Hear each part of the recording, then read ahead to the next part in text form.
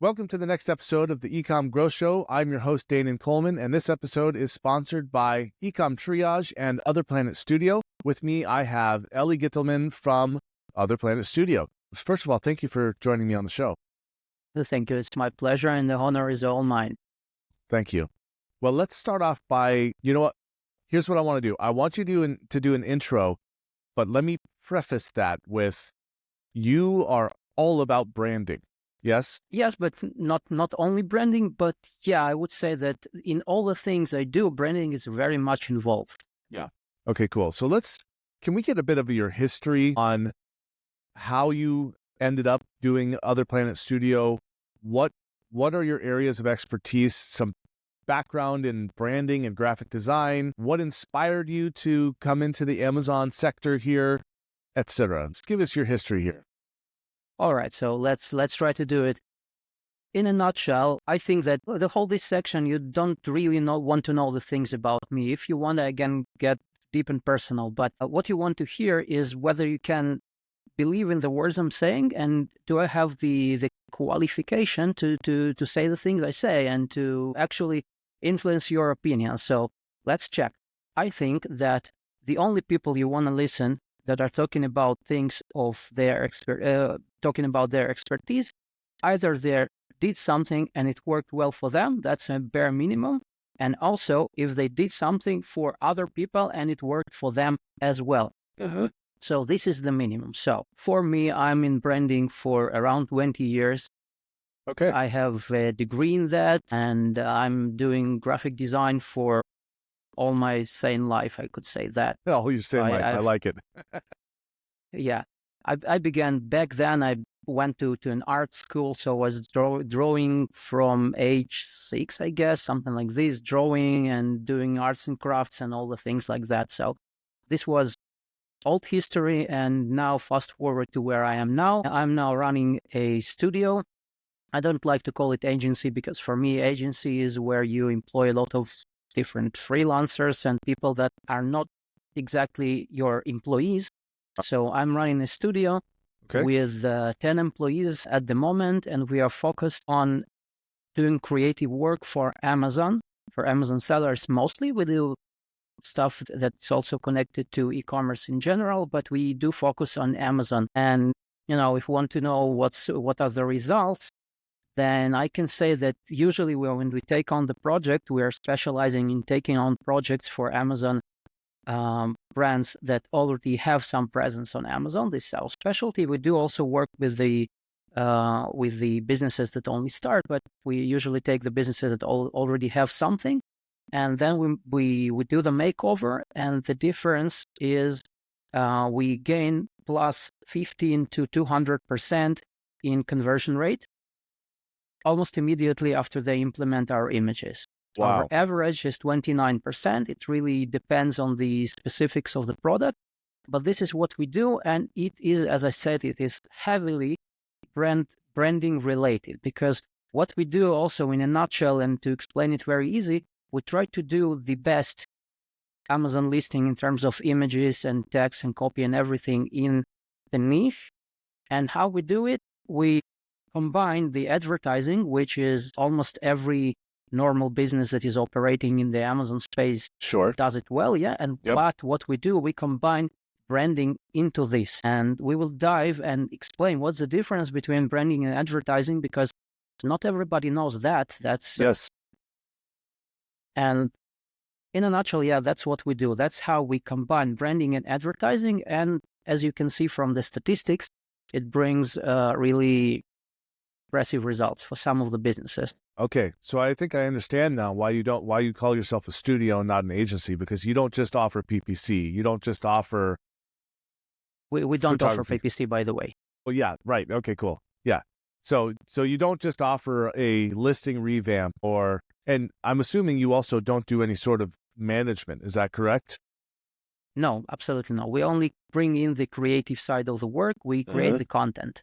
Awesome. Videos, images, graphic design. We also can do your branding. We can do your logo and stuff, yeah. But mainly what we do, we take a business, and as a doctor would say, we try to cure all the diseases it has in terms of visual communications, because in Love it. e-commerce, almost everything is visual. We are seeing Yes. things with our eyes and we are hearing with our ears. So it's Yes. all visual communications. By the way, that's exactly the name of my degree. I'm the Bachelor of Design, specializing in visual communications for branding and advertising. So Nice. that's exactly what I studied to do for 4 years. Okay, By the well, way, it was really beneficial. Yeah. yeah, I'd like to acknowledge you and congratulate you on going to college and then doing what you studied for, because that Yeah, is not common that's these unusual. days. Absolutely. Yeah. So that is awesome, Ellie. So I'm no professional at this, but I know the importance of having a good brand, a great brand image. Colors are a factor. What do you call it? When you want someone's attention to start at one point, I think it's eye trail in art. It's like, what? They need to look here first. Then their eye Yeah, needs and to then they trail go from here to to the left and there and there. Yeah, this is the basics of composition, Yes. but I would say it's a psychological blah blah blah. It doesn't necessarily work like this. Sometimes it does, sometimes it does not. Okay. I don't like to invent laws where there are no laws. So you're not in government. That's awesome. Absolutely. Okay, cool. Well, why don't we let's dive straight into this, because it's been said for years in the Amazon sector that you need to build a brand, right? And I wouldn't say that there's been confusion on this, but I would say probably more along the lines that there's been ignorance on this. What is a brand? So can we start off with what is the definition of a brand and how does it differ from advertising? And I'd like to give you what I think it is, and then by all means tell me, like, Danan, hey, you're full of it. You don't know what you're talking about. But branding, I'll start with advertising. Advertising to me is simply putting communication out there to attract attention, right? Branding, I guess, would be creating something that is memorable image-wise so that when they see this thing, it ties them to I don't know, maybe a series of emotions or thoughts on something or something like that. How am I doing so far? By the way, you're very, very close to the exact definitions of branding and advertising. And what I want to say that, first of all, is two short disclaimers. First of all, we are not gonna be speaking about some philosophical stuff. Okay, I will be very, very down to earth because I'm not a business analyst. You know the joke about the business analyst guy? You know, when the business analyst now drives the countryside and sees the farmer with a sheep. No. Want me to do the joke? Let's All right, do it's it. short. Let's hope All it right, it's short. translates across from Israel to America here. It is not an Israeli joke. I think it's an English joke actually but it could easily be an American joke. All right. Well, let's hope my uncouth ways. I'll laugh just in case. If I don't get it, I'm gonna laugh just in case to make people think I did. It's not funny, but it's very, very straight to the point. All right, Okay, cool, so let's do it's a kind of a business jokes. It's not funny like a haha funny, but Yeah, it's okay. Got it. that's the stuff. Yeah, I'll so give the appropriate the reaction for business sure. analyst passing by a sheep farm and he sees a big herd of sheep and he says to the farmer, okay, if I tell you exactly how many sheep you have, will you give me one? And the farmer, okay, interested, why not? It's pretty impossible to count all the sheep, so okay, let's go for it. So he opened his laptop and hacks into a satellite and does the AI calculation, and he said, okay, you have exactly 1,547 sheep. And the farmer said, wow, that's pretty much correct. Okay, so you get one sheep, and okay, kudos to you. So he gets an animal, takes an animal and starts walking away. And then the farmer said, okay, yeah, wait a moment here. If I can guess your job, will you give me my animal back? And he said, okay, go ahead. Okay, so you're a business analyst. And he said, why? How did you know? Oh, okay, it's easy. First of all, you came here uninvited, told me something that I already know, and you know nothing about my business because now you're walking off with my dog. That is funny, actually. Okay, so I don't want to be a business analyst, so I will talk in I will try to bring in concepts that everybody will understand. That's Sure. one disclaimer. The Yep. second disclaimer, I want to explain it in a way that after somebody listens to our podcast, he will understand maybe not how to do branding, because you need to be a professional to do But that. the importance. But he will definitely everybody understand the importance. I want the person who listens to our podcast to know how to manage the designer or the other professional that he will do his branding, how to judge the outcome, because the outcome is for everybody. The outcome is not for designers. I know designers who make logos for designers. Yeah. But we want this brand. We are talking about Amazon, let me remind you. And as you said, very, very specifically, it's not only neglected, but it's misunderstood. People don't understand the importance of it because they don't understand what it is, what branding is. And here, after the disclaimers, we get back to our question. All right. What branding is. And what you said, first of all, about advertising. Advertising is communication, just communicating your offer, what you get, what you sell to a potential buyer. So that's advertising, telling them about what you do. And you said about catching attention, that's right, but sometimes not exactly correct on Amazon, because when you're trying to advertise something out there on a billboard or in the TV show, you really need to catch attention because the person doesn't want to see you advertising. On Amazon, it's the contrary. The person does want to see you advertising because they are actively shopping for something and they want to hear what you offer. Okay. So they are very, very responsive to advertising. And that's why we have a lot of successful Amazon businesses selling things with an okay or sometimes pretty good advertising, but very bad branding. They still sell. It works because advertising is more important than branding. Okay. But then what branding is, I would say, if advertising is like asking a girl to a date, then branding is the reason why she says yes. Okay, a girl Nice or a analogy. boy Okay. or whatever Yeah. gender you prefer. So okay, let's get to it. So you said a very important thing. Branding, you mentioned the word ties, which is very, very correct. Usually people say that branding is what people know about you. And that, by the way, that's another level as well, because a lot of people would say that branding is your logo, is your box, is your website, and whatever. Yeah, they think design is branding. Logo is branding. That's not correct. true. These are only tools that help you build your brand. But then people say that brand is something that people know about you. Now, there's a quote, people quote Jeff Bezos, which is, if not Jeff Bezos, who would we believe in branding? He probably knows his stuff. So he said branding is what people say about you when you're not in the room. Yeah, and that's correct, but it doesn't bring us an inch closer to understanding how we do branding. And that's the problem, because all these definitions, it's all nonsense if we don't understand what to do with them. Sure. So yeah, useless data. What we need is like a prime datum on what is branding and how. So from there you can act. And what we do. So I would say that branding is connections. Branding is ties. We take our logo, we take our business, we take our website, and we try with all the means we have. It could be colors, it could be fonts, it could be images of certain people, it could be images of certain celebrities. Absolutely, all of these things together, and the voice of your phone responder or the scent of a perfume in your office, everything is tools to connect your business to something that has some positive outcome, some positive emotion for your target audience. So this is it. That's it. Pairing things that your clients like to your business. That's it. You know what that just made me think of? Have you ever heard the Dos Equis commercials?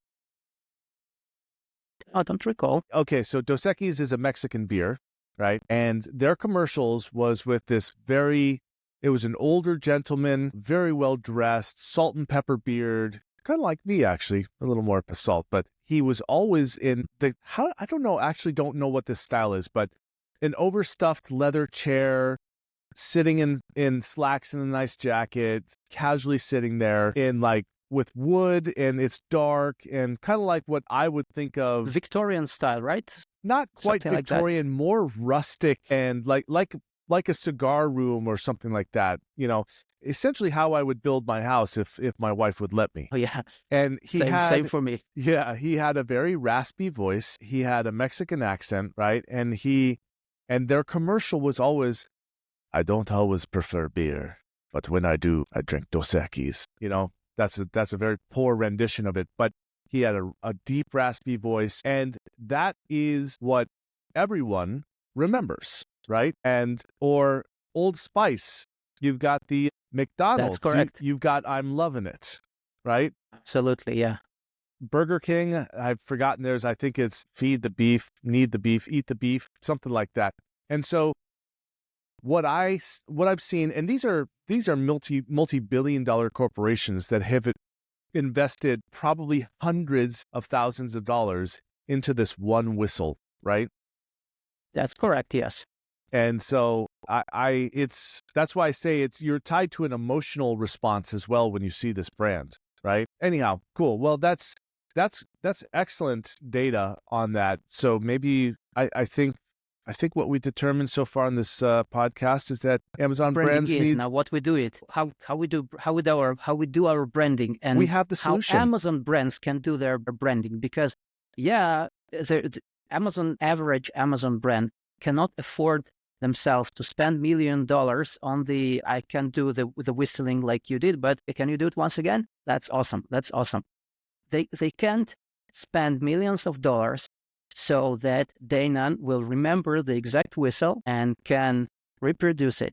Yeah. So what we can do, like, let's be realistic. In Amazon business, they're doing not that much of money to put it on branding, and they need to invest in inventory, in products, in photography, in listings, in PPC, in management, in negative review removal, a lot of things, right? So So we all just need a jingle, right? No, absolutely. Darn it. I really thought I was on base with that. Not on Amazon. It's more visual platform, I would say. So let's see what we're going to do in general, and then what we're going to do specifically with the tight budgets that Amazon players have in their hands. Okay, cool. So in general, what we're going to do, we want to pair our brand with positive outcomes. So for example, if we have a fitness product, it should evoke feelings of strength, of health, of transformation, of fitness journey, something like that. Yeah, now, okay. How do you know what your clients like? Listen to the clients, read the reviews, try to understand what they want. You might also use surveys like Pigfoo, for example, where the clients actually tell them what they see in your images, and then you need to pick something singular. Where you can say, of course, that my brand is high quality and also affordable and also eco-friendly, and of course, it's luxury. How can it be both luxury and affordable? Yeah. It won't work. So you have to pick one thing and follow this path. Okay. And focus on that. Okay, so all right, now that we've defined what branding is and how it differs from advertising, so now we're going into how a seller can strategically improve how their brand is perceived by customers. So you're saying that if, like it's been said in the Amazon space, stop choosing tons of products that you think are going to make you $1 million each. Build a brand. Now that you've started building a brand, now you're saying you need to focus in on that brand and focus on an emotional response, a singular emotional response. Is that correct? Yes. While this is, as I said, this is a branding thing, you are focusing on an emotional level in terms of colors and fonts and logos and things that you try your user to subconsciously see and feel without like really understanding. And this sets the ground for your advertising, where you actually speak about the specific benefits and the features of your specific product. I didn't ever say that you need to throw out advertising. It is very important, even more important than branding. But you have to set this ground, because if your branding sucks, nobody will listen to your advertising, or at least, yeah, maybe they will listen. And this is what happens on Amazon, because if you're going into a niche and everybody's branding sucks, then the person has no other choice. And they go in and read your advertising, but they do not really believe what you're saying, because I've seen niches, I've seen categories that look like AliExpress, that look like Alibaba. It's not, the things that Amazon, all these restrictions. Well, they probably are. Yeah, absolutely. All these restrictions that Amazon has, all these, they want an image on white background and no spamming, no keyword spamming title and everything. That's what they want to make their shop look better, look cleaner. And that's correct. But this is not the case. We are still on the free market, and people are using every trick they can to get more CTR, to get more users to click on their image, and that's okay. But if you're doing it, if you're doing all these advertising tricks, but if you're doing it in style, people will believe you much more, and people will just see your message as more trustworthy if the branding is relevant to what they're seeking. So now when we're talking about specifically about Amazon, I mentioned that most of the Amazon brands are on relatively tight budget when it's related to branding. So let's talk strategically what specifically an Amazon business can do, because we're not Coca-Cola. We cannot install the image of fun and all this nonchalantness. Yeah, but let's with our Amazon listing. Let's be realistic. So let's get a definition. What is a tight budget to you? What's a tight budget? Well, first of all, it depends a lot on the brand, but I would say that, again, we're jumping from branding as a concept to branding as a service. If we're talking about branding as a service, then the question is what exactly you order. Do you want a logo, or do you want your whole listing rebuilt? But I would say that logos from a reputable source, and I will talk about this more towards the end of our podcast, but logos start from, you can hire a freelancer to do it for a few $100. Yeah, $15. It's not going to be on Fiverr, $500 on 99 designs, or $100. That should be $300. $300. Okay. Around $300. It starts with $300 on 99 designs, which would be, I would say, $300. That's the baseline, because if you go lower than that, the quality will be subpar. Okay. But usually a proper branding, a proper logo, it's around $2,000-$3,000, I would say. If of course there is no logo that lives in a blank space. Yeah, it has to be. I will tell more about that. So I wanted just to focus before we are diving into the specifics of how much does it cost. If you want a number, I don't want a number. Process, I mainly want a range. Okay, well, let's do this. Let's forget about the numbers and stuff like that. This, okay. Yeah. As long as you go and invest in specific portion of branding, and we're not touching the advertising part. If you go and invest in branding somewhere between $2,000, I would say $8,000 max, it would give you a good ROI if we are speaking about the Amazon brand. Of course, there are Amazon brands that can afford more, but it's not necessarily better. Of course, it depends in who you work with. Is this person familiar with the specifics of branding for Amazon? Because it's different from just, your general branding. But these are the numbers. I think that this is relatively affordable. I'm not talking hundreds of thousands of dollars. Well, I think not for even Amazon, tens. I think for Amazon brands, once you go into tens of thousands to hundreds of thousands, then it's like, okay, that's not me. Absolutely, that's not relevant. That's true.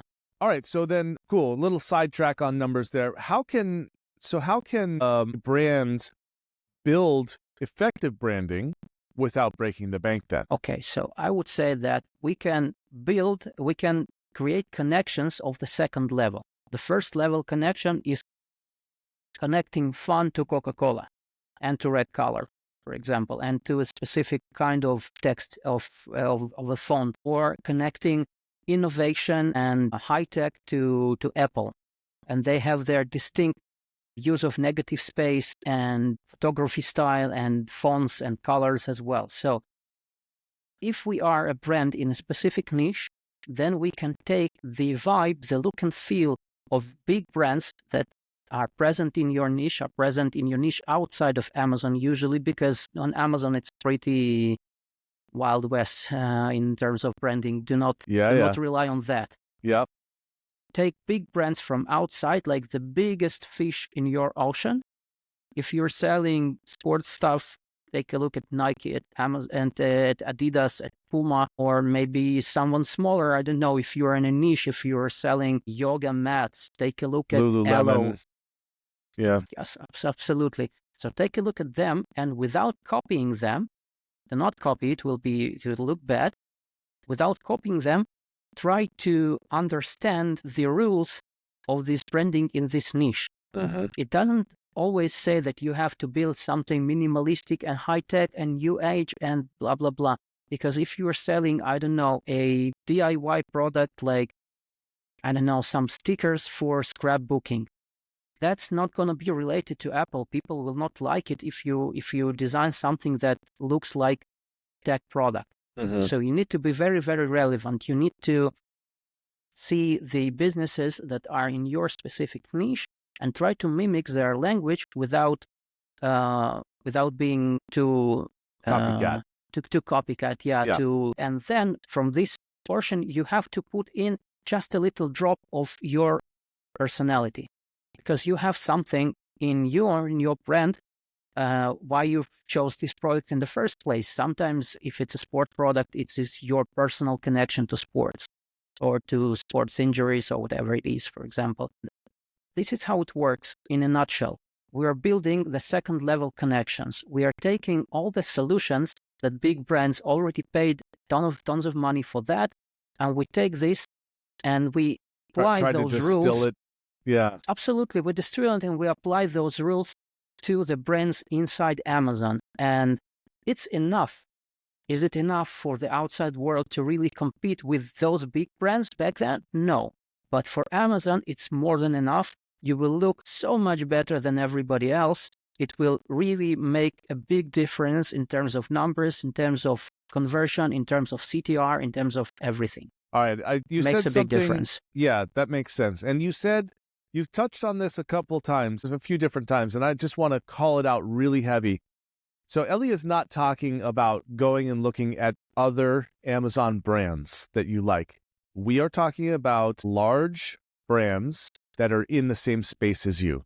So if you're doing, stretch bands or weights or something like that, go look at Rogue.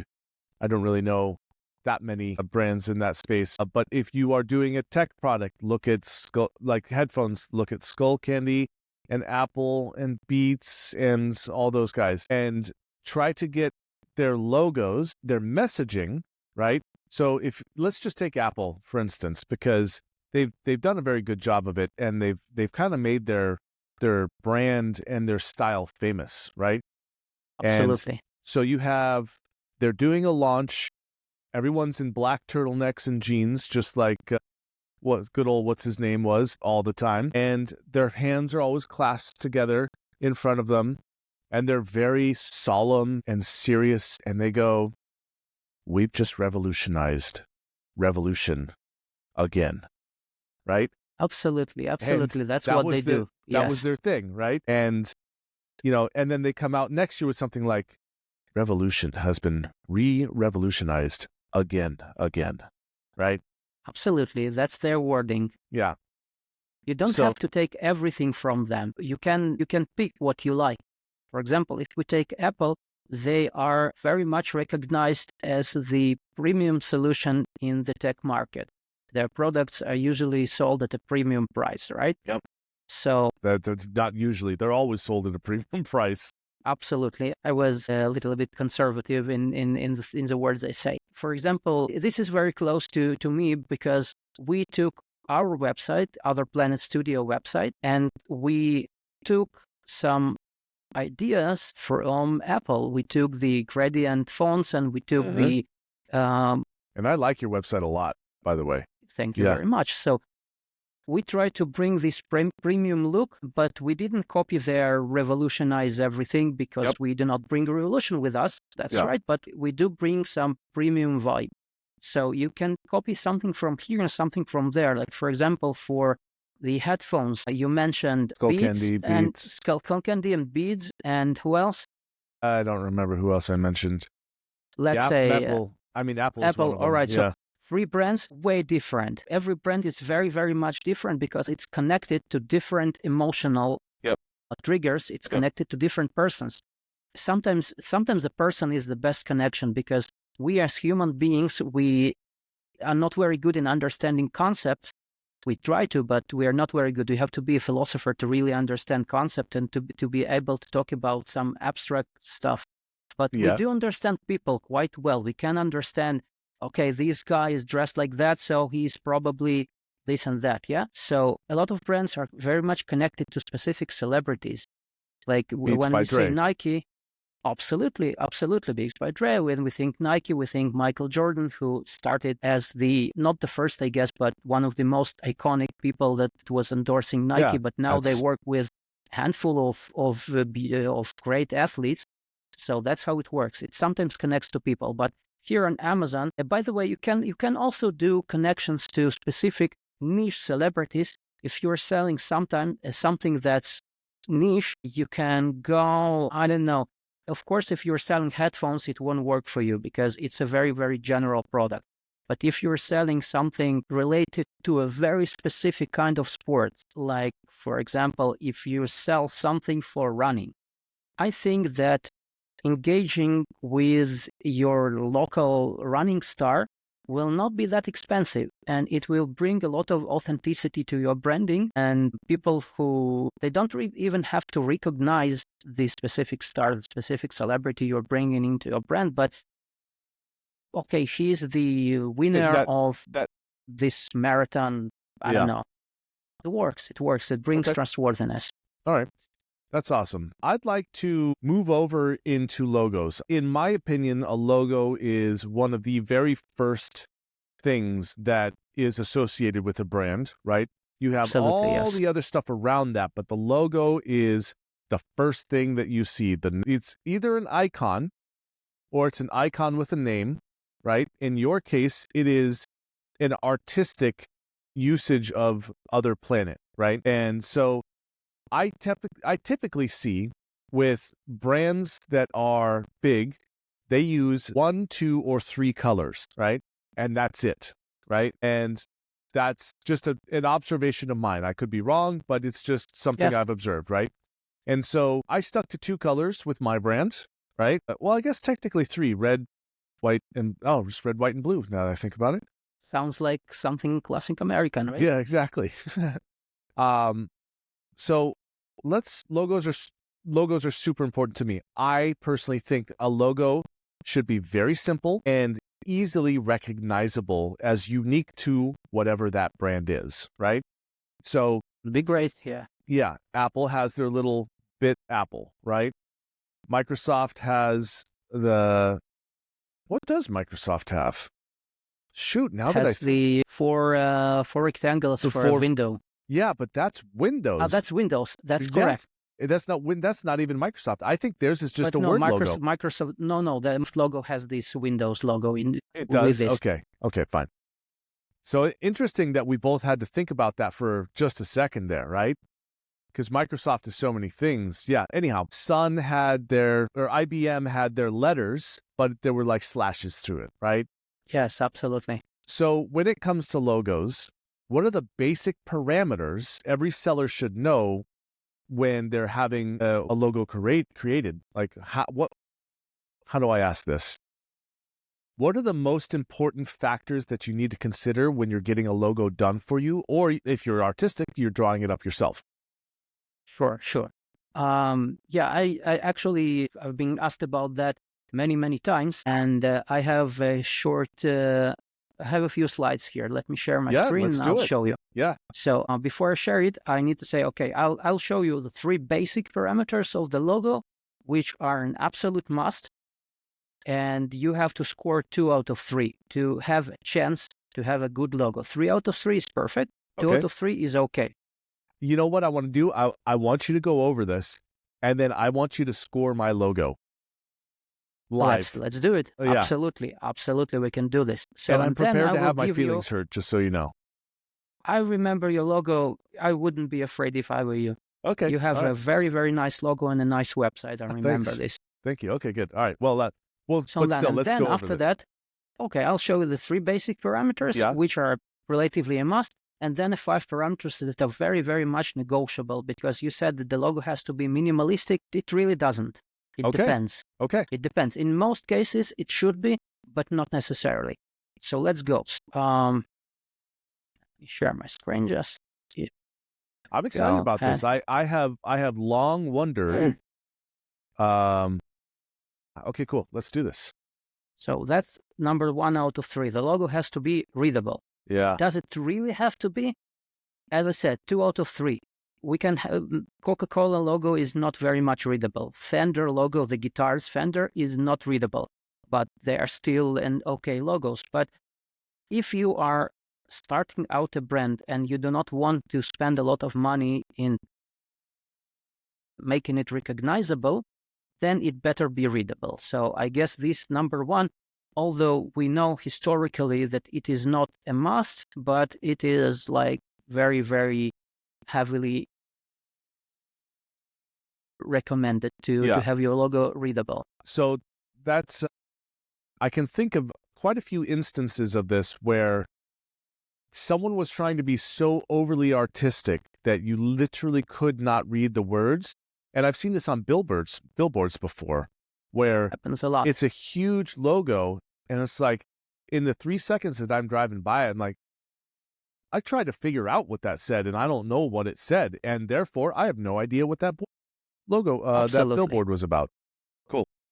So that's why I would usually recommend you, if we go back to this one, I would recommend you to restrain from using italics and handwritten fonts in your logo, because it's usually harder to read. And also, I will talk about this a little bit later, but what does it say? Like, what does the handwritten font say about your brand? It's like, this is your brand, really? So sometimes you want to be more serious, sometimes you don't. The second thing that we want our logo to be rememberable. And if you're using the globe icon, or if you're using, I don't know, scissors or hearts or other icons that were used and abused by thousands, hundreds of thousands of designers, of cheap designers. And that, by the way, that's the problem with all these cheap Fiverr designs, because they use stock icons to create your logos. You can't really expect something better from a $15 work. It's impossible to expect something better. So they're going to be using stock. I'm looking at that expert photo and the little people with their arms up there. So there's, gosh, is it Humana? There's an insurance company that I'm pretty sure they have precisely that hundreds of logos, even thousands of logos that look exactly like this. Yeah. So if you can't remember what it is, then what's the point? Agreed. And next, it should be related to the thing you sell, or the thing you market, or the service you're giving, if we're talking about the service-based business. Like, this looks like something Japanese, and this looks like a burger. And here we have some candies here, and the Echo Studios, it's very minimalistic and very smart. I like it. I guess they're dealing with something sound, right? Something connected to sound. Has to be. Yeah. That, I have to say, though, that the donkey pulling the cart and it being Martin Sweets, that does not communicate at all to me. I'm just the sweets, they're just the candies. I don't know why donkey. So Right. Here they're being creative here. They didn't want to put, I don't know who's most associated with sweets, bear. Okay, they didn't want to put a bear here with, I don't know, holding like this a bunch of sweets. I think it could make a pretty awesome logo, but they wanted a donkey. Maybe it's something historical. Maybe their grandfather had a donkey called Marty. I guess it could be brand story connected to that. That's true. Absolutely. But I'm talking here about the sweets, Martin Sweets. And here we see the sweets. It's related, absolutely. And it's readable. And it's also, I would say, you'll remember this donkey at least for a day or two, I guess so. Agreed.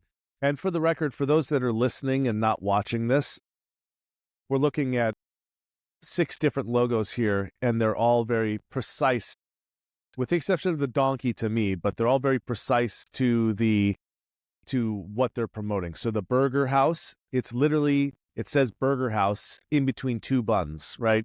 Echo Studios, they've got some sort of weird logo. I guess it kind of looks to me like soundproofing that you'd put on the wall, and then it just gets smaller and smaller. So that does at least indicate an echo to me. There's another one called Cellar, and so it's like this round. Well, you know what? I'll stop explaining. The point is, there's another one with magic. It's got some sparkles in it, so it's a magical logo. But and the eye disappeared. That's the good thing. You can still read magic, but the eye disappeared, and without you noticing it. Yes, I actually did quite like that. I was like, magic. I disappeared. Oh, yeah, that's smart, right? Yeah. I thought that was really good. The third one. You have to catch 2 out of 3, and it makes an okay logo. Okay, now let's you recap wanted that. me to. But before we do that, let's recap that. It needs to be readable. It needs to be. Well, number 2 was what now?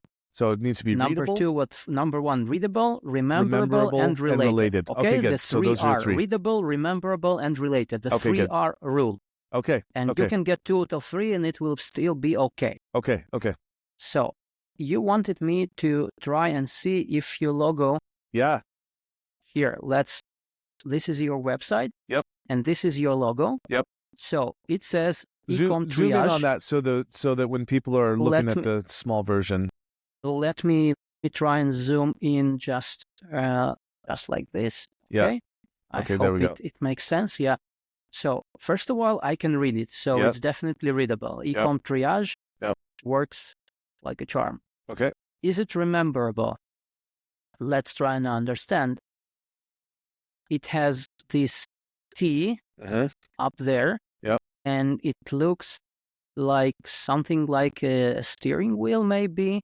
And this T looks like a little bit like an arrow pointing upwards, which, like the upward motion, psychologically it works. I would say that I would give it a 7 out of 10 in terms of being rememberable. All right, thank you. I'll take it. That's pretty darn good if you ask me. Because like I helped on this one. That's not. I would say that's not a basic icon here, and it also involves the E. That's an E if you think about it, like an. I was hoping you'd see that. Yes. Yeah, that's an E and that's a T, so it's ecom triage, so it works. Yeah. Yeah. And awesome. I will definitely remember the E and T here. Yep. Okay. Cool. Now, does it hint about what the business does?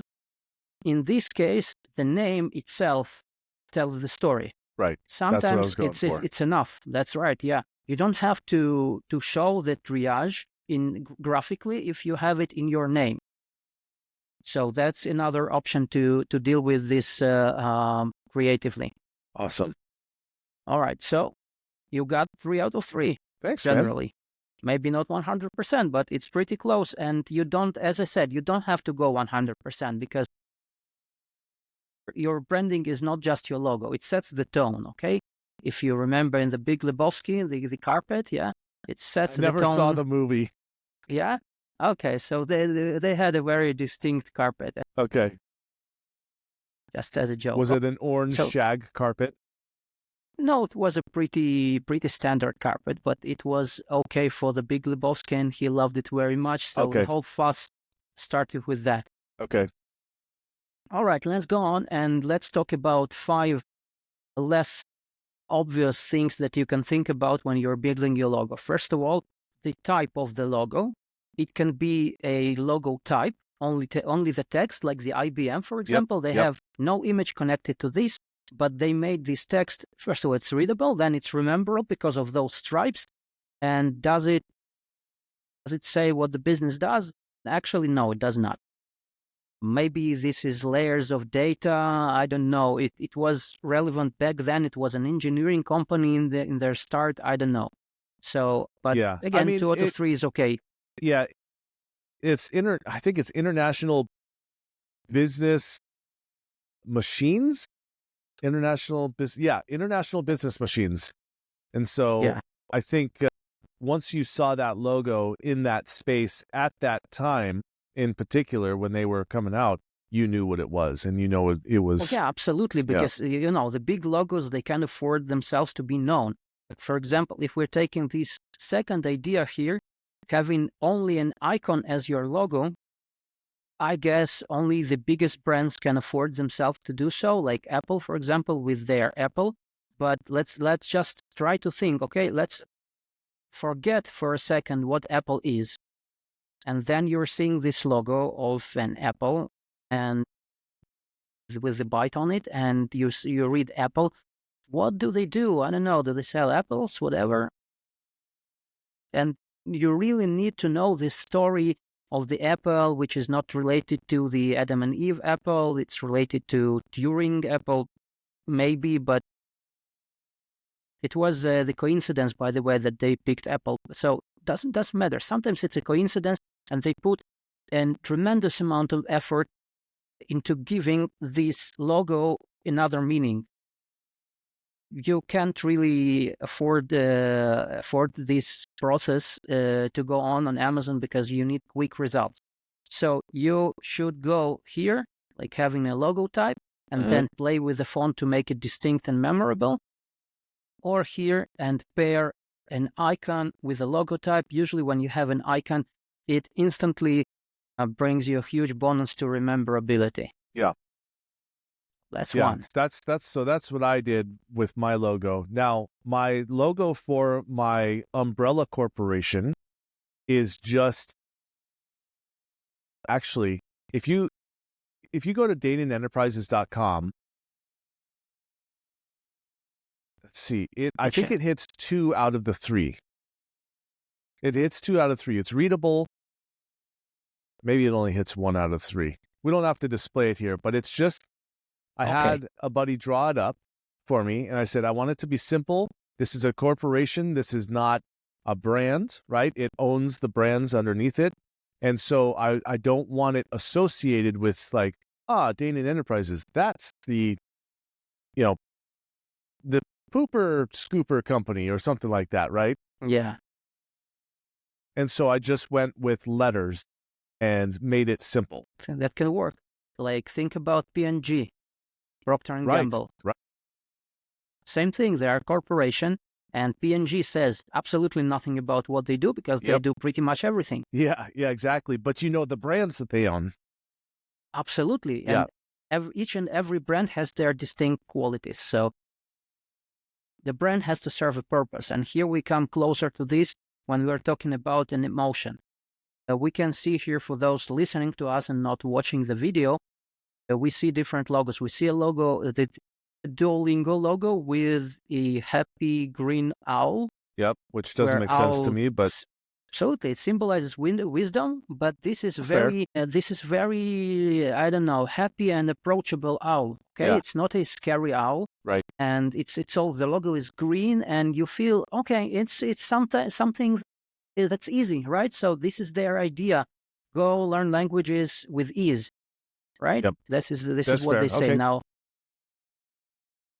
And we have this Amazon logo, and we have this IBM logo, by the way, and Barbie, which is that? Burger King. Every logo has its Premier emotion. League. Something is, Barbie is playful. That's what I was saying about the handwritten font. It can be playful, and if playful is one of the things that you want to say, one of the things that you want, one of the emotions that you want to advertise and show to your audience, then go ahead. Do a handwritten logo? Why not? So emotionally, the logo has to be close to what you are selling, close to what you are resembling. And here we go for the next thing. We have your color. And yes, big brands try to pick a color and stick to it. And when they're changing the color, it's a big deal. Like, for example, McDonald's, I guess around more than 10 years ago, they started changing their red color to green color to try to get rid of the perception that their food is somehow unhealthy. So they made a lot of effort. Absolutely, but they do their best, and Yeah. they were trying to print the calorie count on their burgers and things like that. And the change from their classic red to their green, especially when they're in several points, they didn't finalize it because I think that in a certain moment they went to back to red in many instances. But the change of color is a big thing here. Yep. So big brands, they usually choose a color and stick to it. And it works even for Amazon, because if you sell, I don't know, doesn't matter what, if you sell a cups, okay, the thermos cups, and by the way, we have the same brand, you and I here, and we are drinking from the same brand here in Israel and there in the United States. Yeah. So I guess they made something that's international. If you, doesn't matter what you sell, but if you sell something and you pick your color, pick a purple color, for example, and you make the whole brand very much purple, people will remember you as a purple something. And then sometimes the person searches for a product and doesn't make his buying decision right now, and he comes back to this 1 week later, and he doesn't remember the name of your product or the name of your brand. Pretty obvious, yeah, because nobody can remember all the names of all the brands they have seen during their week. By the way, there is a study that counted the amount of advertising an average person in the United States sees through the day, and I think it was in tens of thousands of advertisings. Yeah. It's enormous number, and we are very good in filtering that. You do not remember, you do not recall actually seeing thousands of advertising every day, but you did. Yeah, I believe that advertising was more or less like the technology of advertising was more or less born in the 20s or something like that. The 30s, something like that is when the very first, you know what, I shouldn't even comment on that. I'm not sure. I just know that there is a strong history of advertising in America where they figured out, hey, if we show this thing, we get this emotional response. Yes. And you definitely can play on this. People say that specific colors have specific emotion, like red is aggression or fun, and green is ecology, and Black blue is is calm, and blue, everybody likes blue, so Yep. go for blue. Yeah. Green is healthy. Yep. Yeah. And it does work. It does have some level of truth in this. Yeah, like So if you look at sustainable companies, what do they often have? Browns, greens, they have earth tones, right? Absolutely, They that's usually correct. have undyed or unprinted cardboard, or not unprinted, but they just raw cardboard with their logo stamped on it or printed on it or whatever, right? But they do not That's have correct, yes. this foil infused and pearlesque writing and stuff like that, because they're sustainable companies, so they don't want those plastics, right? And so That's correct, yes. Yeah. Okay, cool. So this also plays a role. Sometimes you can connect the material to color as well. Like, for example, a craft cardboard, it could serve as a color in this example that you showed me.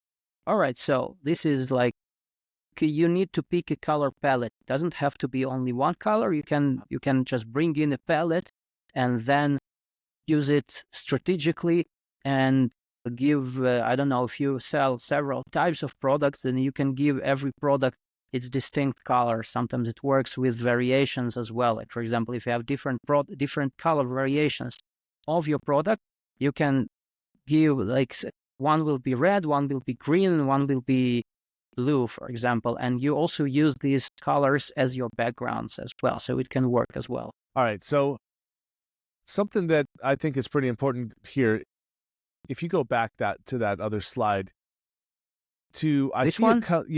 So color.adobe.com. So do you have to have I see that you are logged in on your account. Do you have to have an Adobe Creative Cloud account in order to access this, or is this a free tool? The color.adobe.com is a free tool. I think that you need to have an Adobe account, but a free one. Okay. Just a free one. You just roll in for free. Okay. And for Behance.net, by the way, it's also the second website here. Behance. Behance.net is Okay. the Behance. Yeah, this is the biggest community of designers. And if you want to see good examples of good branding, there you go. This Okay. and also Dribble.net, as far as I remember. So Okay. these are the biggest communities of designers. All And right. you can see pretty awesome works of art there, and also branding, websites, logos, everything. So Sweet. All if right. you Well, are let me hunting for spell that trends, out. this is Yeah. Yeah. Okay. Cool. So Behance is BEHANCE,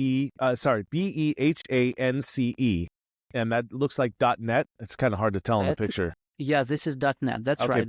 All right. The And then the other is Behance.net. Dribble, DRIBBLE. Yes, correct. Net. Okay. Sweet. Now, me being someone that doesn't even know how to pair the color black with something, let's say someone goes to color.adobe.com. If you choose a color, is it going to automatically give you the complementary colors? Or Yes, it Sweet. has these abilities. You can also explore different colors. You can go to this explore thing, and you Yeah. can type, I don't know, blue or navy blue, and it will give you the different color themes that other designers created for you, and you can take them because these are colors. There is no copyright on colors. Yeah. So Oh you my can gosh, that is really amazing. I take wish I knew that. beautiful palettes here.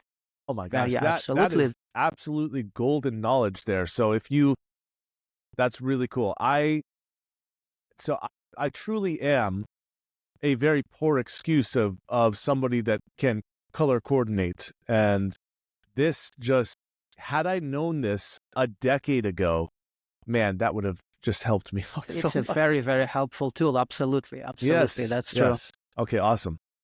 All right, so next up is Number fonts, 4 is fonts. That's right. Yeah, we have all different kinds of fonts, and we have all these intricate names like serif and sans serif and slab serif and antiqua and whatever it is.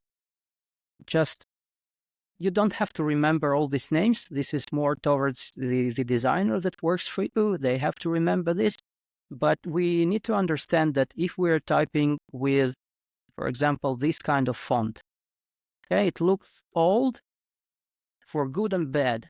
Like if you're opening a library, for example, it will work tremendously for you. But if you want to say that you are a techie, this will not look good on your images. Right, you need like sans serif for... That's correct. Yeah, the serifs clean are these lines. little... these little serifs. No, wisps that's the of- name for this. Yeah.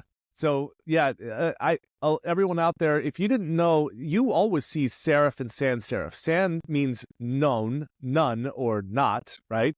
And serifs are those little. It comes from the days of fountain pens when writing was very flowy, and so you would have these little, and calligraphy, as a matter of fact. And so Absolutely, yes. you would have these little wisps of ink on the edges of letters and stuff like that, and those are called serifs, right? And so that's a very Correct, traditional style of writing. And so when you have sans serif, it means no serifs on the writing, which means you get very clean lines. Absolutely, and these are the 4 types of sans serifs. There is all these are sans serifs, but these are different. This is grotesque, this is neo-grotesque, this is humanist, and this is geometric. Geometric is very, very round. Like, for example, as far as I recall, your logo uses a geometric sans serif font. Yeah, that would make 2 of us, as far as I recall, yes. Mine is also sans serif, but it's hand-drawn. It's not a distinct style, and I would say it's more tending to the neo-grotesque style. But depends.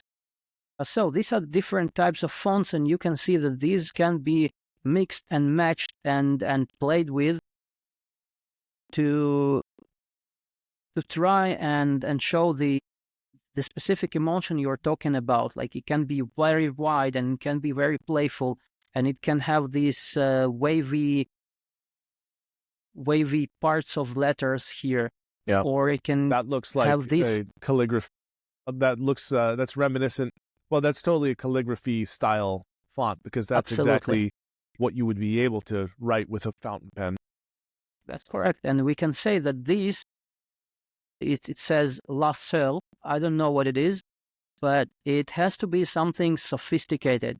I can easily imagine this on a bottle of good French wine. Yeah, and this one says Bounce, and it's big, bold sans serif letters, and it has to be connected with basketball, I guess, because we can see an image of a basketball And behind the happy it. face. That's correct. And here, this is Coyotes DSGN, stands for design, I guess. And they have these ink drops, which is this like holes in letters, and it's a very trendy thing. And it starts to go out of trendy, but yeah, these are called ink drops. Okay, This is and the it's opposite of serifs. yeah, Like you dig missing portion. ink instead of Yes. extra ink. So I know why they did. I have an uneducated guess on why they did remove the E and the I from design. Is because it's 8 letters. So you got 4 bold letters and 4 less bold letters. So it's cow design. You still read it that way, but it has, I don't know what to, not parody, but basically it's even on both sides. Geometrically, whatever. Yeah. I think that you are right. Geometrically, yeah, it makes perfect sense. I would say that if we bring it to the reality of today, they took the A and I, but the E and I. Oh, okay, it doesn't work. Okay, sorry. Disregard this. Almost. Yeah. But they do have the AI here in Kayo, so they can say that we have the AI built in. All right, so let's move on to here. By the way, this is also one incitable place where you can search for specific fonts. This is not color.adobe.com. Sorry, it's a mistake here in the presentation. It's fonts.adobe.com. And for fonts.adobe.com, I guess that you need to have a paid version, but I'm not sure. Maybe you can still access it with the unpaid version of fonts. Maybe you can see it, but you do not have an option to sync the font to your computer. But here you can search the fonts for holidays, calligraphic fonts, rounded fonts, luxury fonts, fun fonts, Western fonts. So you can easily research and find the font that you like. Yeah, so I just logged out of my Adobe, and I am able to quickly just look at some fonts here.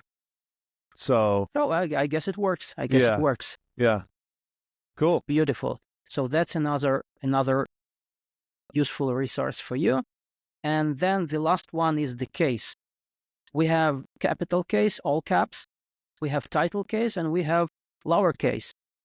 And the psychology says that, lowercase is a little bit more approachable, and then the capital case is more bold, like the old style. Yeah. But then if you're creating a logo for a bank or for IBM, you better go all caps. And if you're creating something approachable, I'll go back just a bit to this one, the Duolingo. They want to be, easily dealt with, so they didn't even make the D capital letter. Same with Amazon. It's all lowercase in their logo. Absolutely. Yeah. Yes. It's interesting to check what was the Amazon logo when they just started out. I think that they had their A written in the title case. You know what? I think you're right. These things are changing, and the Apple computers also, they had their logo starting with a capital A in the very beginning when they had this colorful apple. By the way, they had the rainbow colored apple. But now they also starting with the lowercase a. So yeah, it sometimes it comes to ridiculous things. Like, for example, Adidas, they write their logo with the lowercase letter, but then they also write their brand with a lowercase letter everywhere on their website, even when they start a sentence with their brand name. So the sentence actually starts with a lowercase letter. This is interesting. This is funny and interesting. All right, so that's what I wanted to share in terms of logos, and I hope that now you have a Cool. pretty good understanding about how logos work. That definitely was very enlightening for me. And we're at the 1 hour mark, and I usually try to keep these at 1 hour, but I think it's so important that we talk about these next things. I want to talk about hiring a designer and evaluating their work. I think that we have to just continue. Are you good on time for this?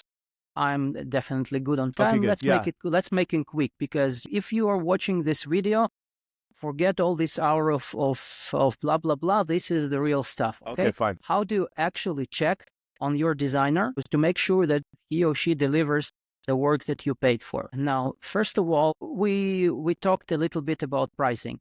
There are different prices on the market. What you need to understand is that the designer is not a genius. The designer is a skilled artist, but he makes his work better than you, but not necessarily faster than you. That's the idea. Think of how much time, if you had the skill, how much time would it take you to create a really good logo, to think about all the details and all the things? It would probably take you a day or two, I would say, right? Yeah. At the very least, right? If you had the skill. Yeah. Makes sense. You had to draw your sketches. At least. It'd probably take me. And so, look, I've actually done some logo design with my wife, who is an artist. She's not a logo artist or anything like that. She draws animals and stuff like that. But, she certainly manipulates a pencil better than I do. That's for sure. And it's been weeks. We've gone back and forth and scratched it out and just done all kinds of stuff. And then I eventually just hired someone who did this, Okay. Let me bring in another analogy.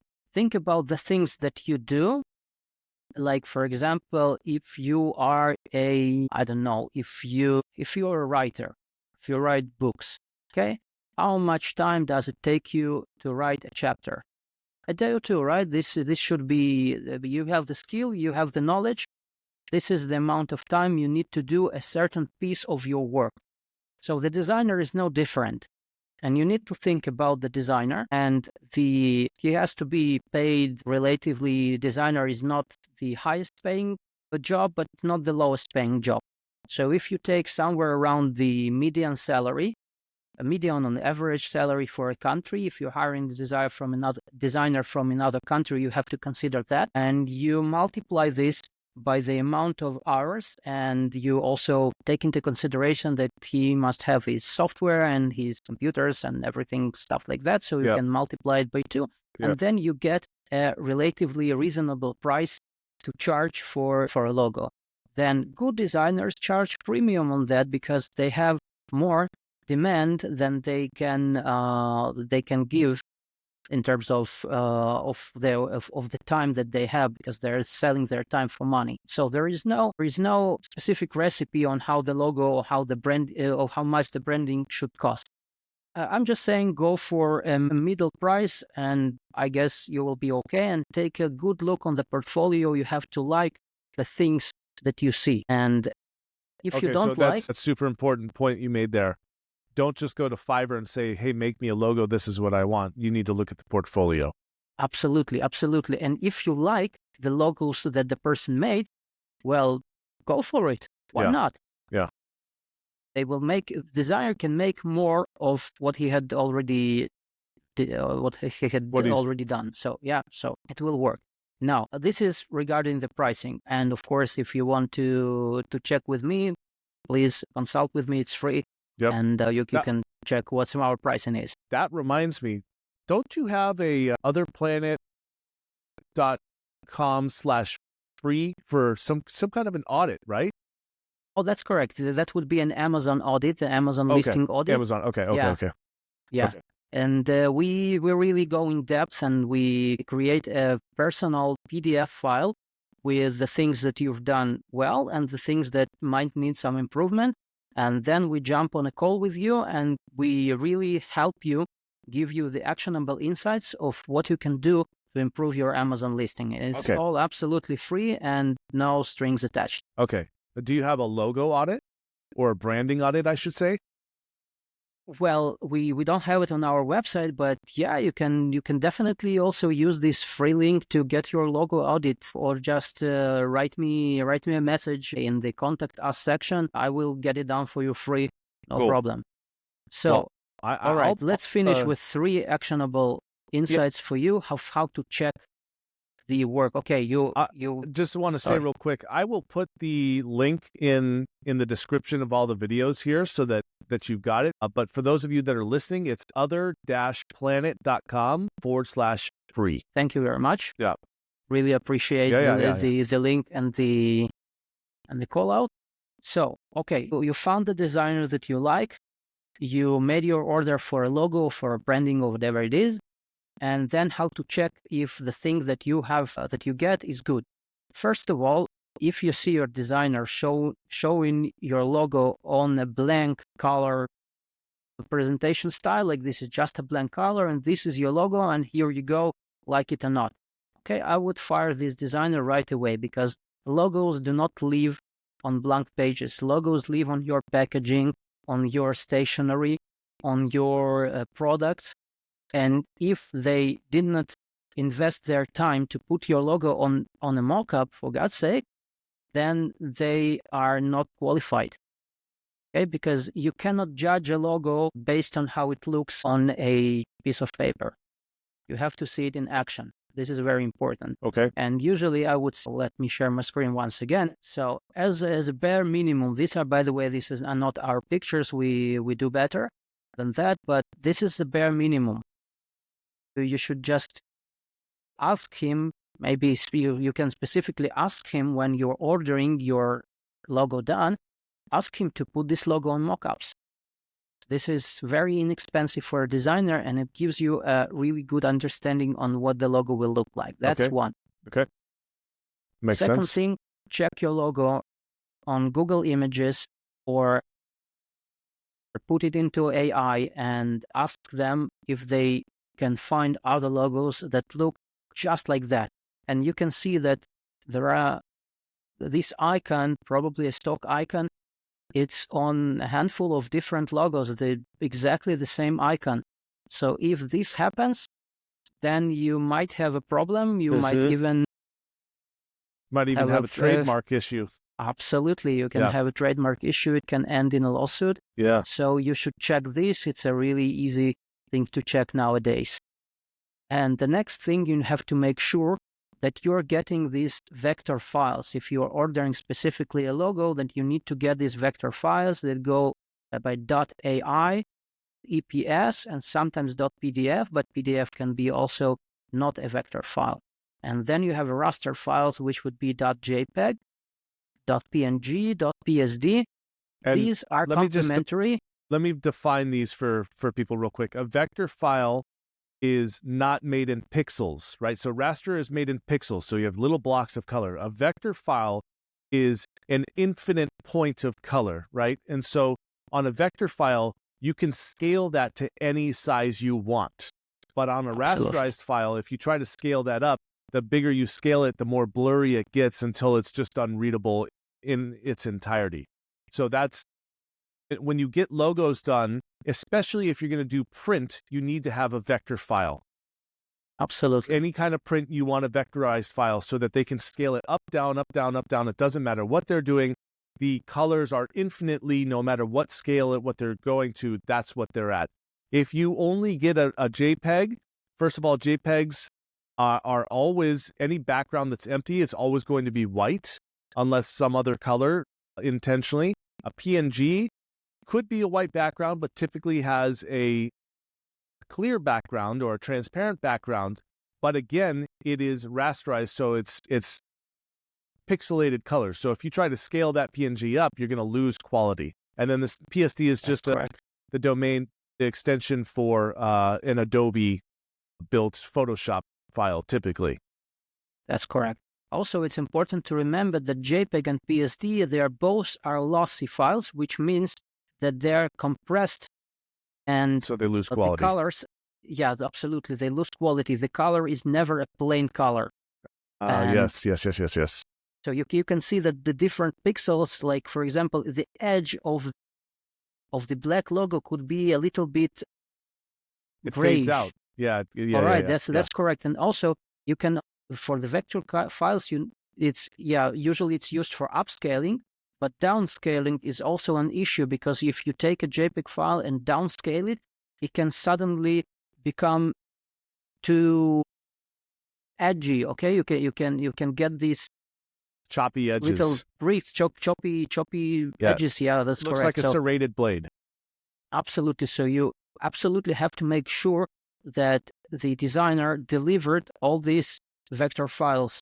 And if you're going for packaging and whatever, you need to request that they deliver the open files for you, be it in Adobe Illustrator, which is one of the most widely used programs for packaging. Doesn't matter. So just ask for open files whenever you have the chance to get them, because otherwise you will have a hard time to edit those files. Because the files that you send to print, it might be a PDF, it might be a vector PDF if I'm talking about packaging, but it's not necessarily an open file, because they take the fonts, the live fonts that can be changed and altered, and they turn them into shapes. So the printing company, when it opens the file, they don't necessarily have those fonts installed. So the font doesn't change to your standard Arial or whatever it is. So they turn these fonts to shapes. So we need to request the open file. Ellie, thank you very much for all of that phenomenal information. We've gone, like I've said before, we've gone way over what I would normally record on a podcast here, but I just think that this is so unbelievably valuable. We do need to kind of cut to the end here. I'd like to do a final takeaway and then get some examples from you. So if you could give Amazon sellers one piece of advice on branding, what would that be? And then can you show us some examples of that? Sure. All right. So if I really consolidate everything I know about branding into one piece of advice, I would say that branding happens all the time. You can't control it, because it's not on your part of the field. It's what the customer think about you in the end, so you can't control it directly. So it happens all the time. But good branding happens deliberately. So you need to work, and you need to order things, and you need to work with the designers, and you need to work on this yourself as well. So your branding is really different. It really says what you want to say. It delivers the right message to your customers. So that's that. You cannot just let it flow, because if you, as you know, same as with businesses, same as with everything, if you do not evolve, you actually degrade. You can't just stay in place and hold your ground. If you do not do something, you actually degrade, because everybody else is doing something, so they do move forward. So that's the advice. And in terms of a few, just to show you a few ideas of how it can work in the real world, so let me quickly show you two examples. And while you're looking at that, and I'm just thinking of examples of this, of long brands that have been around a long time, thinking Chevy, Toyota, Ford, like they've always evolved their logos and how they communicate, like Disney, for instance. Some of the stuff that they produced, some of those shows that they produced back in the day, they don't fly today in terms of, Absolutely correct. Yeah. And so they had to pull that from, Disney Plus, right? Basically pull it from the shelves. The logos of companies and the color schemes that they're using, they evolve with the times, now that I think about it. Yeah, things can change for a number of reasons. Sometimes it's just because the messaging, the things that the brand wants to say are different. Sometimes it's because their audience is changed. People grow up. Like, for example, Disney was once for the smallest, for kids, actually mostly for kids, but now we have all kinds of series that are also for grown-ups, because people who used to watch Disney's where they were kids, now they are adults. So they want to cater for these people as well, to get their money somehow. Yep. as well. So Yeah, pretty much. so That's why Disney changes, and sometimes it even translates to the logo change. Sometimes the logo changes because the business wants to be more modern. Like, for example, businesses that are in the tech niche, they used to tweak their logo every now and then. I would say every 3 to 5 years to stay relevant. Whereas businesses, for example, like Coca-Cola, they haven't changed their logo like majorly for century, I guess, something like that. There were minor tweaks that basically it's the same logo for centuries. And there are a lot of examples of logos that haven't changed for a very, very long time. So it really depends on what you're saying, because the branding is the voice in which you are actually saying what you want to say in your advertising. Got it. Cool. Well, could you show us a few examples of what that might look like? Definitely, let's do it. So let me show you this. This is the example of Amazon category. Actually, this is green tea mask stick for face. Doesn't matter, just some product for Amazon. And our client wanted to enter this niche, and he asked us to create branding, to create a product packaging as well, which would be inexpensive to manufacture, but will look seriously different from what we see without being too different. Okay, we still want to say that we are also a green tea stick. So what we came up with was a branding like this. That looks so much better. Yeah, it looks really different because he wanted to go and show like the more to be a more luxurious brand, to sell for a higher price, of course. And so we came up with this name, which is something I don't remember it, but right now, but it's something in Greek, something connected with beauty. I think so. It just sounds good. Aesta sounds like something really beautiful, and the only major thing that we've changed is this lid, this cup.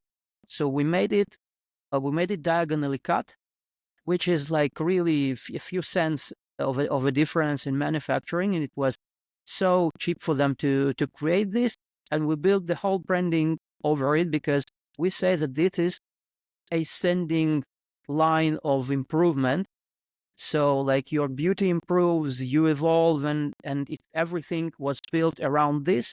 Subconsciously, we never called this line an ascending line because we just want to show this as people read from left to right. So this is like a positive movement. Yeah. Subconsciously. So this is one example of really changing something relatively small.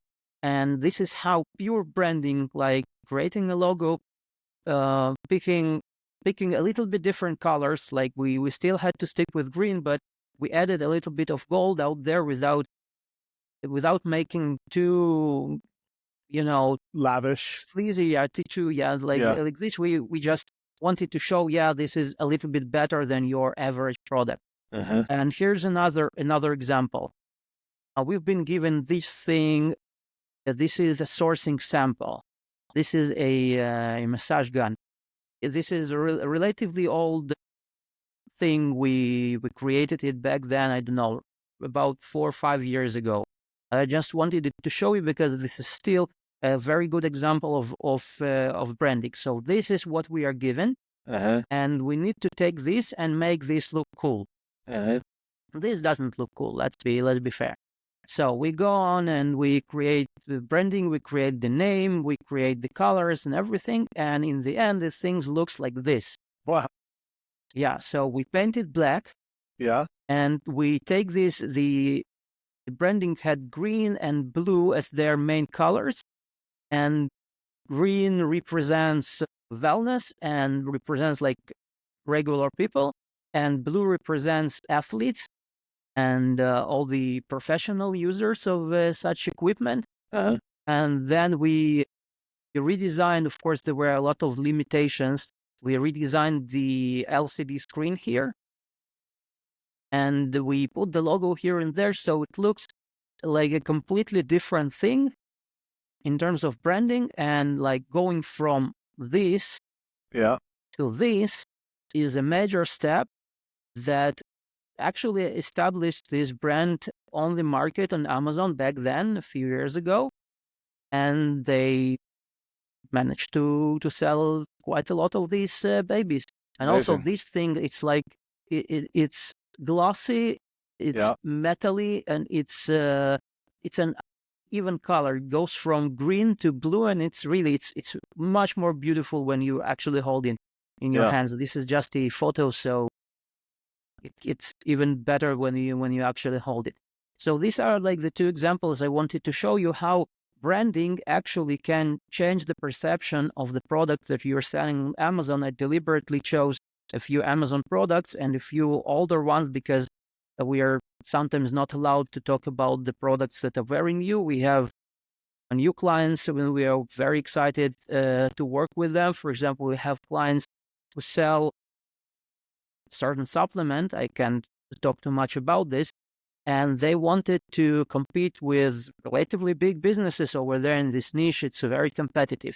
So they wanted us to create a brand, to create branding and packaging that would win on Pixel against the big guys. So we managed to do this by doing something completely different. They actually, before they hired us, they were working with another business, guys from UK, and they are not bad designers, but by no means they are good designers.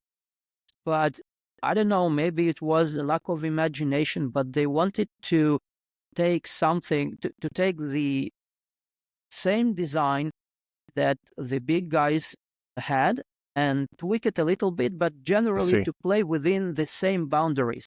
So they used the advice that I gave you in this podcast. Take the same thing and do the same. Mm-hmm. The problem is, and this is what I wanted to say about the limitations of this approach, that if you do this, you are always number two, and you're actually maybe even further than number two because there's always number one. You're always going after them. Yeah. So if you want to become number one, to stay beside them, then you need to understand the rules of the niche and then break them just a little bit and come up with an idea that changes how it looks and makes it still relevant to the niche, but in a certain way much better than the competitors.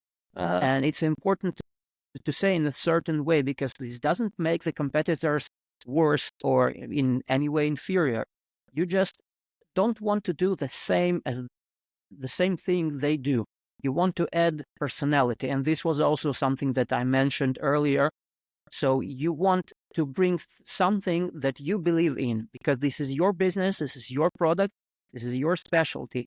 And if you combine the general style that you see in this niche and something that you really believe in, something that you like, I would say this is the recipe of the best brand, which will be also true to something that you want to represent as a person and as a business.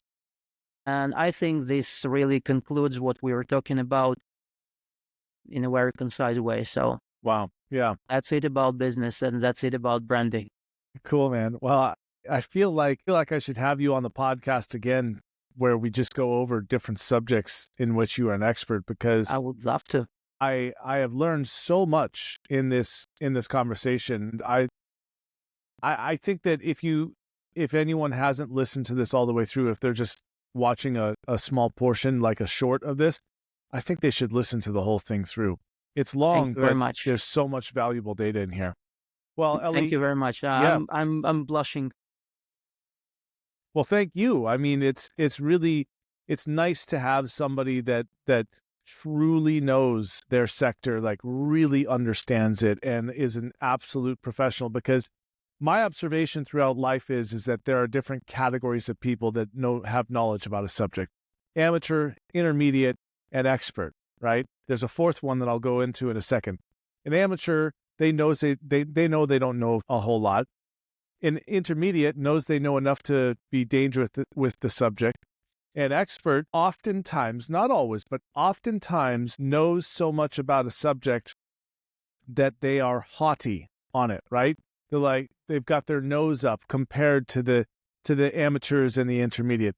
Then you have a true professional who is able to take all of the knowledge of this subject and distill it down into simplicities that work and communicate. I consider you one of those, a true professional in the subject, because I'm not new to the subject and of branding and images and stuff like that. At best, I'd consider myself intermediate, right? Just because I've got a little bit of experience doing Photoshop and making logos and stuff like that. But the amount that I've learned and the simplicity of what you have to communicate, to me, makes me think of you as an absolute professional in the industry. So I think that... Thank you very much. Yeah. Well, thank you for being able to communicate as simply as you have on what's important. So I said it before, other-studio.com/free, and you can get, what do they get for that, Ellie? Other Planet, actually, the other-planet/free, otherplanet.com. Yeah. other-planet.com/free. And actually, this specific URL is for checking your Amazon async for anything connected to branding and optimizing your Amazon async.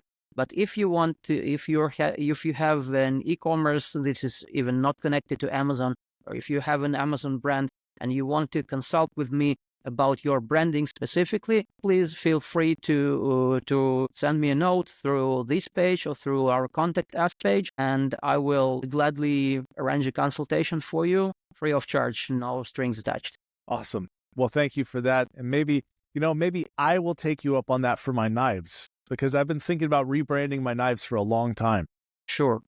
I will gladly help you with that. Knives is my passion. For those who don't know, I'm a knife fighter, and I'm an instructor in armed combat and tactics, which is an Israeli martial art. And I can call myself an expert on knives because I've been teaching these in Israel and abroad. Yep.